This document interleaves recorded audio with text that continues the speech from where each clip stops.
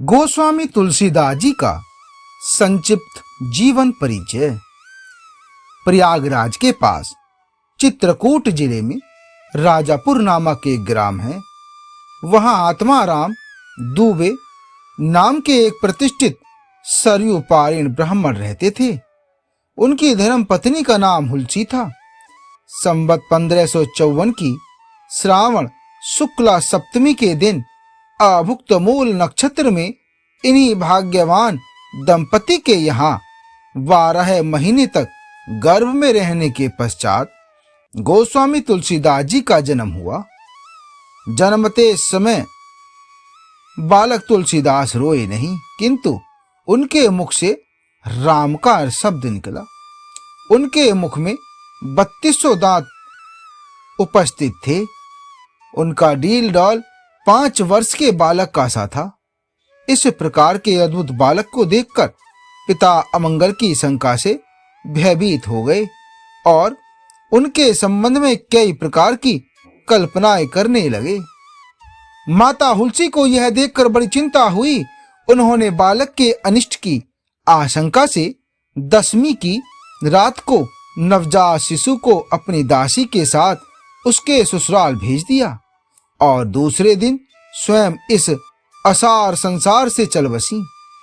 दासी ने, जिसका नाम चुनिया था, बड़े प्रेम से बालक का पालन पोषण किया। जब तुलसीदास लगभग 5.5 वर्ष के हुए तो चुनिया का भी देहांत हो गया। अब तो बालक अनाथ हो गया। वह द्वार द्वार भटकने लगा। इस पर जगत जननी पार्वती माँ को उस होनहार बालक पर दया आई। वे ब्राह्मणी का वेश धारण कर प्रतिदिन उसके पास जाती और उसे अपने हाथों भोजन करा जाती। इधर भगवान शंकर जी की प्रेरणा से रामशैल पर रहने वाले श्री अनंतानंद जी के प्रिय शिष्य श्री नरहरियानंद जी ने इस बालक को ढूंढ निकाला और उसका नाम राम बोला रखा। उसे वे अयोध्या ले गए और वहां संवत 1561 माघ शुक्ल पक्ष पंचमी शुक्रवार को उसका यज्ञोपवीत संस्कार कराया। बिना सिखाए ही बालक राम बोला ने गायत्री मंत्र का उच्चारण किया, जिसे देखकर सब लोग चकित हो गए। इसके बाद नरहरि स्वामी ने वैष्णवों को 5 संस्कार करके राम बोला को राम मंत्र की दीक्षा दी और अयोध्या ही में रहकर उन्हें विद्या अध्ययन कराने लगे। बालक राम बोला की बुद्धि बड़ी प्रकृति। एक बार गुरु मुख से जो सुन लेते थे उन्हें वह कंठस्थ हो जाता था।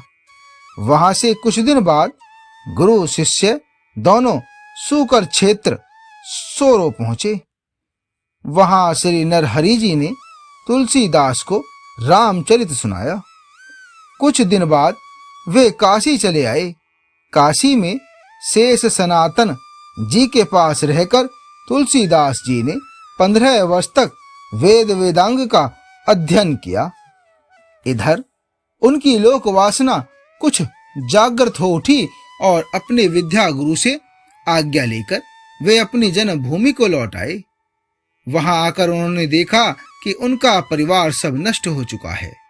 उन्होंने विधि पूर्वक अपने पिता आदि का श्राद्ध किया और वहीं रहकर लोगों को भगवान राम की कथा सुनाने लगे।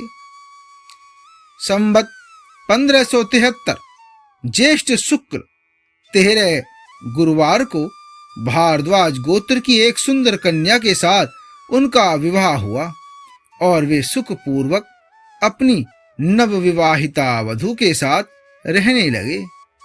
एक बार उनकी स्त्री भाई के साथ अपने मायके चली गई। पीछे पीछे श्री तुलसीदास जी भी वहां जा पहुंचे। उनकी पत्नी ने इस पर उन्हें बहुत धिक्कारा और कहा कि मेरे इस हाड़ मास के शरीर में जितनी तुम्हारी आसक्ति है उससे आधी भी यदि भगवान में होती तो तुम्हारा बेड़ा पार हो गया होता। तुलसीदास जी को ये शब्द लग गए। वे एक क्षण भी नहीं रुके, शीघ्र वहां से चल दिए।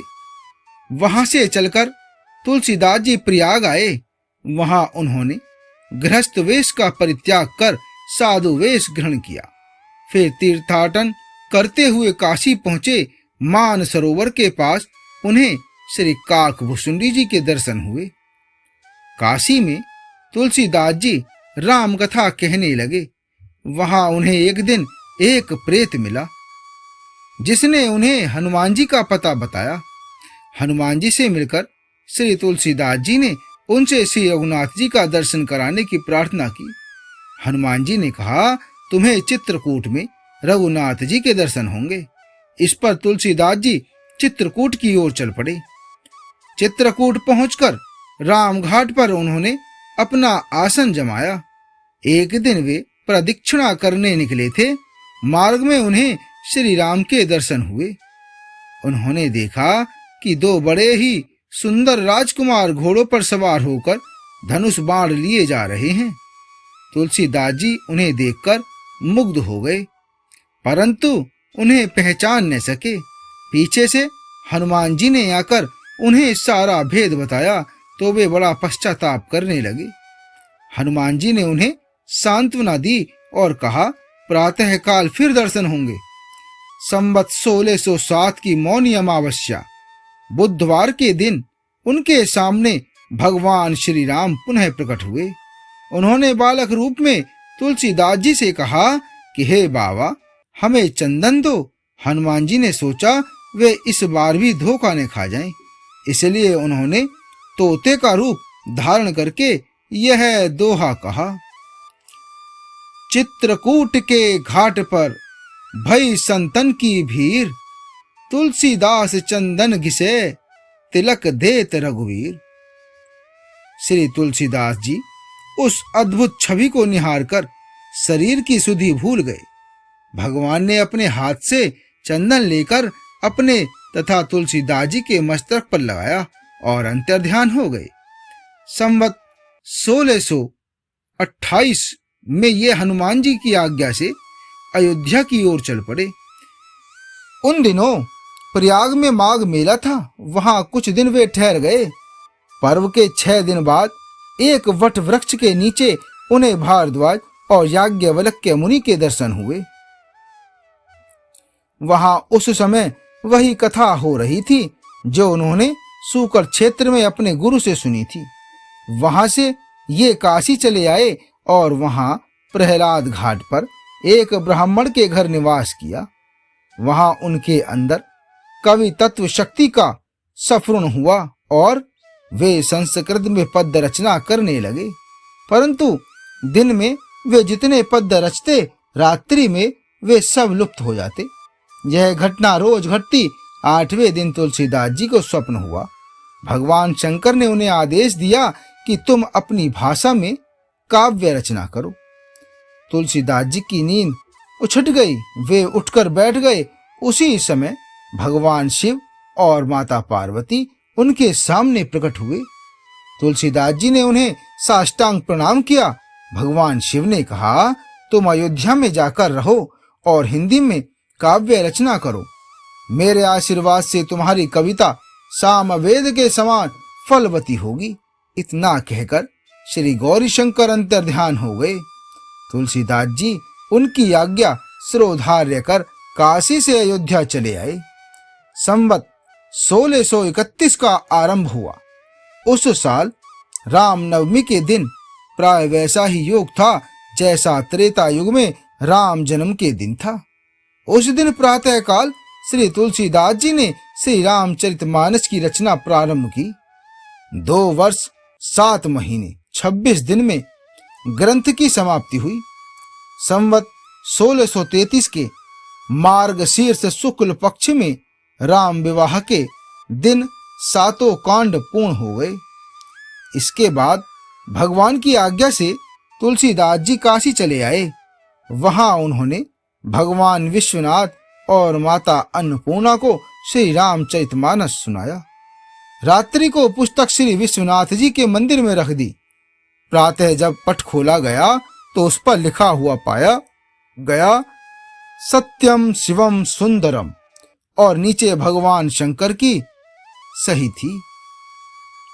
उस समय उपस्थित लोगों ने सत्यम शिवम सुंदरम की आवाज भी कानों से सुनी। इधर पंडितों ने जब यह बात सुनी तो उनके मन में ईर्ष्या उत्पन्न हुई। वे दल बांधकर तुलसीदास जी की निंदा करने लगे और उस पुस्तक को भी नष्ट कर देने का प्रयत्न करने लगे। उन्होंने पुस्तक चुराने के लिए 2 चोर भेजे। चोरों ने जाकर देखा कि तुलसीदास जी की कुटी के आसपास 2 वीर धनुष बाण लिए पहरा दे रहे हैं। वे बड़े ही सुंदर श्याम और गौर वर्ण के थे। उनके दर्शन से चोरों की बुद्धि शुद्ध हो गई। उन्होंने उसी समय से चोरी करना छोड़ दिया और भजन में लग गए। तुलसीदास जी ने अपने लिए भगवान को कष्ट हुआ जान कुटी का सारा सामान लुटा दिया। पुस्तक अपने मित्र टोंडरमल के यहाँ रख दी। इसके बाद उन्होंने एक दूसरी प्रति लिखी। उसी के आधार पर दूसरी प्रतिलिपियां तैयार की जाने लगी। पुस्तक का प्रचार दिनों दिन बढ़ने लगा। इधर पंडितों ने और कोई उपाय न देख श्री मधुसूदन सरस्वती जी को उस पुस्तक को देखने की प्रेरणा की। श्री मधुसूदन सरस्वती जी ने उसे देखकर बड़ी प्रसन्नता प्रकट की और उस पर यह सम्मति लिख दी। आनंद कानने हास्मी मंजंग मस्तु तुलसी तरुहा कविता मंजरी भांति राम भ्रमर भूषिता। इस काशी रूपी आनंद वन में तुलसीदास चलता फिरता तुलसी का पौधा है। उसकी कविता रूपी मंजरी बड़ी ही सुंदर है, जिस पर श्री राम रूपी भंवरा सदा मंडराया करता है। पंडितों को इस पर भी संतोष नहीं हुआ। तब पुस्तक की परीक्षा का एक उपाय और सोचा गया। भगवान विश्वनाथ के सामने सबसे ऊपर वेद, उनके नीचे शास्त्र, शास्त्रों के नीचे पुराण और सबके नीचे श्री रामचरितमानस रख दिया गया। मंदिर के कपाट बंद कर दिए गए। प्रातःकाल जब मंदिर खोला गया तो लोगों ने देखा कि श्री रामचरितमानस वेदों के ऊपर रखा हुआ है। अब तो पंडित लोग बड़े लज्जित हुए। उन्होंने श्री तुलसीदास जी से क्षमा मांगी और भक्ति से उनका चरणोदक किया। तुलसीदास जी अब 80 घाट पर रहने लगे। रात को एक दिन कलयुग मूर्त रूप धारण कर उनके पास आया और उन्हें त्रास देने लगा। गोस्वामी जी ने हनुमान जी का ध्यान किया। हनुमान जी ने उन्हें विनय के पद रचने को कहा। इस पर गोस्वामी जी ने विनय पत्रिका लिखी और भगवान के चरणों में उसे समर्पित कर दी। श्री राम जी ने उस पर अपने हस्ताक्षर कर दिए और तुलसीदास जी को निर्भय कर दिया। संवत 1680 श्रावण कृष्ण तृतीया शनिवार को 80 घाट पर गोस्वामी जी ने राम राम कहते हुए अपना शरीर परित्याग किया। भक्त तुलसीदास जी की जय।